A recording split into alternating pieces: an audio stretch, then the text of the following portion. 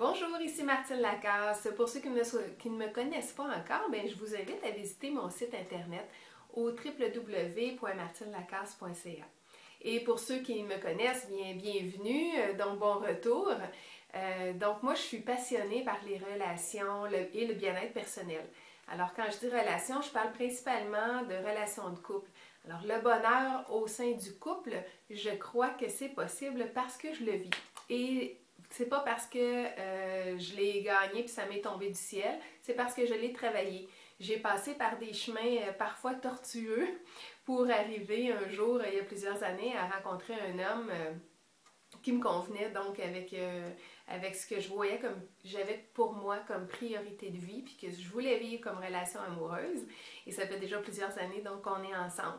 Et avec ça, je dois vous dire que la vie de couple, c'est pas toujours rose. C'est pas ça que je viens vous parler aujourd'hui. Ce que je vous amène dans la réalité, c'est que des relations de couple, ça a des hauts, ça a des bas, comme dans tous les autres aspects de la vie. Parfois, on a des grands bouts qui sont très agréables et tout à coup, un événement arrive puis ça nous secoue. Alors, comment rester calme à travers la tempête? C'est de ça que j'ai envie de vous parler.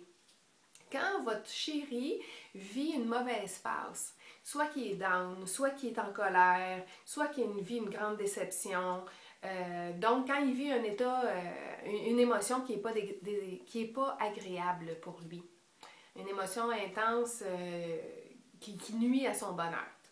Comment vous pouvez vous comporter, vous, à ce moment-là? Je vous emmène trois astuces. Premièrement, c'est avantageux que vous vous rappeliez que ce n'est pas à propos de vous.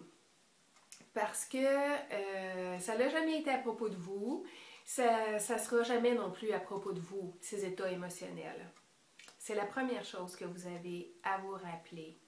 Deuxièmement, rappelez-vous qu'il porte, lui, son bagage personnel. Il a ses propres expériences qui fait la personne qu'il est aujourd'hui.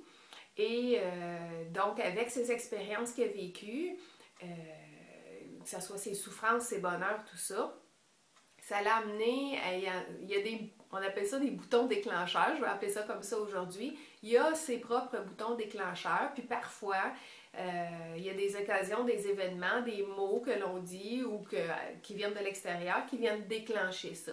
Mais ça n'est pas la cause de ces états émotionnels qu'il vit.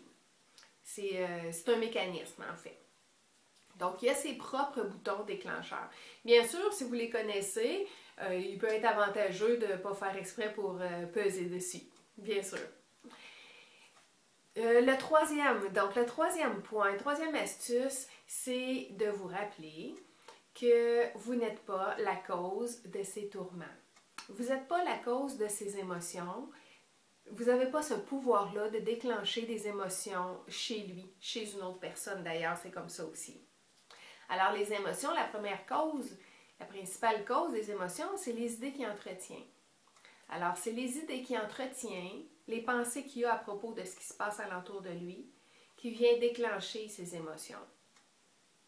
Fait que justement de maintenir une distance émotionnelle de ce que lui vit peut être à votre grand avantage pour rester, vous, dans le calme. Lorsque lui, il est dans la tourmente ou ça brasse fort. Parce que si vous embarquez dans son tourment, dans sa tempête à lui, en plus d'être secoué, vous aussi, puis peut-être que ça va vous amener à vivre aussi des émotions désagréables, et que vous ne pourrez pas lui être d'aucun support si vous aussi vous êtes dans la tempête. Alors voici mes trois astuces pour rester calme votre chéri vit des moments plus difficiles émotionnellement. Fait que j'espère que ça vous aura aidé. Fait que les 3 points, je vous fais un petit topo. Premièrement, ce n'est pas à propos de vous. Il porte son propre bagage, il a ses propres boutons déclencheurs et vous n'êtes pas la cause de ses émotions. Sur ce, je vous souhaite une super belle relation de couple, amoureuse, enrichissante. Ça se travaille. Il n'y a jamais rien d'acquis dans ce cas-là parce que la vie, ça évolue. Les personnes aussi changent, les personnes évoluent. Alors, c'est un parcours, je dois vous dire. Comme le bonheur, ça se crée à chaque jour. Sur ce, je vous dis à la prochaine, à très bientôt.